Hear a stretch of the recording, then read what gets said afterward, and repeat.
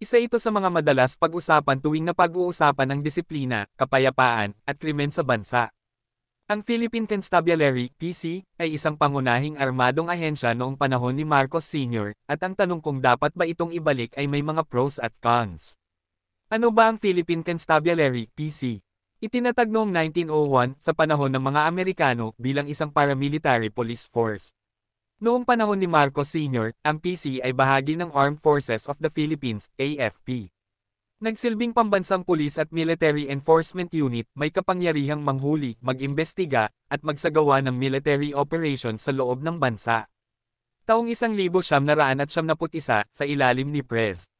Cory Aquino, pinagsama ang PC at INP, Integrated National Police, para buuin ang PNP, Philippine National Police, sa ilalim ng Department of the Interior and Local Government, DILG, hiwalay sa military.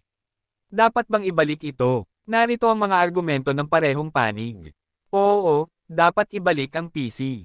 Isa, mas disiplinado raw ang PC kaysa PNP.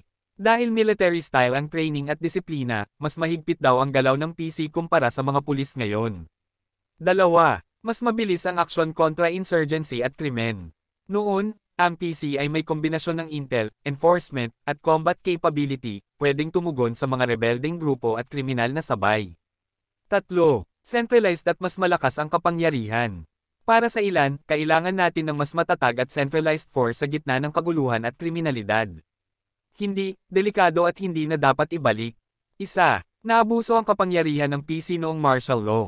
Maraming dokumentadong kaso ng torture, enforced disappearances, at human rights violations na isinagawa ng PC, lalo sa mga aktivista at inosenteng mamamayan. Dalawa, military force para sa sibilyan ay hindi akma sa demokrasya. Sa isang demokratikong bansa, ang civilian supremacy over military ay mahalaga. Kaya ang PNP ay nasa ilalim ng DILG, hindi ng AFP. Tatlo, posibleng magamit muli para sa pananakot sa political opposition. Kapag may paramilitary-style police ulit, posible itong magamit sa political repression, gaya ng nangyari noong martial law. Conclusion. Depende sa pananaw mo sa balanse ng seguridad at karapatang pantao.